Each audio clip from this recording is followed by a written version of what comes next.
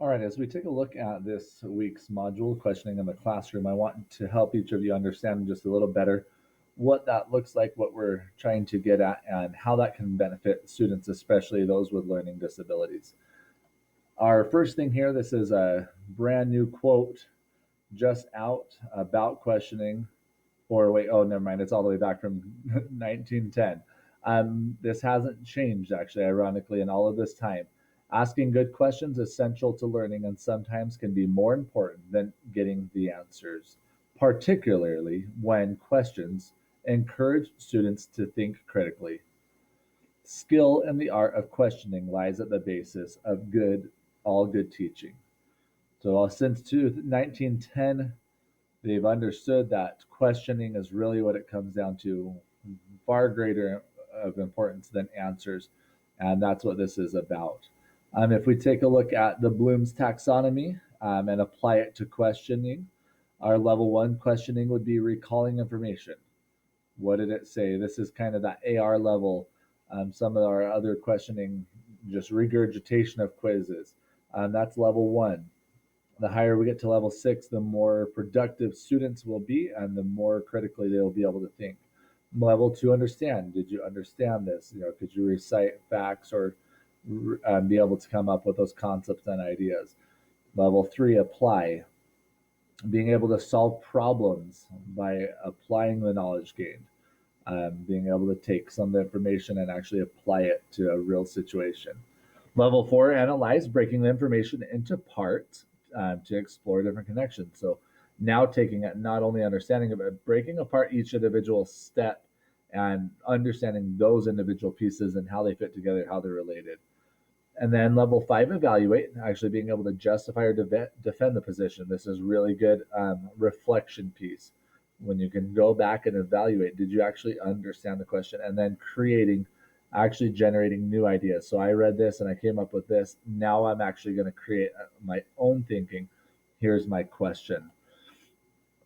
This is a quote done on a website. The author is Ong, back in 2016. And this says the ability to ask the right question at the right time is a powerful indicator of authentic understanding. Asking a question that pierces the veil in any given situation is itself an artifact of the critical thinking teachers so desperately seek in students. If for no other reason than it shows what the student knows and then implies the desire to know more. Questions are more important than answers because they reflect both understanding and curiosity in equal proportions. To ask a question is to see both backward and forward, to make sense of a thing and what you know about it, and then extend outward in space and time to imagine what else can be known or what others might know. To ask a great question is to see the conceptual ecology of the thing. So the reason I use this quote was that I thought it hit right on the head with our ability to ask questions and to question things is far greater than the ability to just regurgitate information. I love that piece right there where it says that it reflects both understanding and curiosity. We want to have them understand, yes, but we also want them to be curious, to want to know more. If we can get them there, if we can help guide them through questioning techniques to ask their own questions, we can really obtain a much greater knowledge. And so that's very important. And then this last part here from the same author on the same article went through and kind of looked at a few different views of questions. So an academic view, being able to just give an answer. That's all we're wanting. We're asking a question to get an answer to see if you know. Unfortunately, that's our lowest level. We want to refrain from that as much as we can, but it's the most common question we see in an academic setting. Going a little less traditional from that, they call it the curriculum centered view.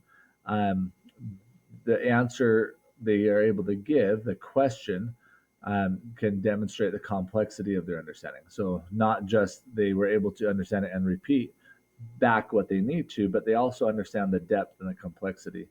And then going towards, Confucius is always seen as the great ancient leader of inquiry because he did a path of inquiry. He just followed that in everything he did. And this also is so applicable because it can help students self initiate the desire to go and learn more and find out more because they're interested in it. And then the self directed view, this is where students are able to um, figure out possible solutions and possible outcomes. Being able to look at all the different aspects, not just, oh, this is a test and this is what it is.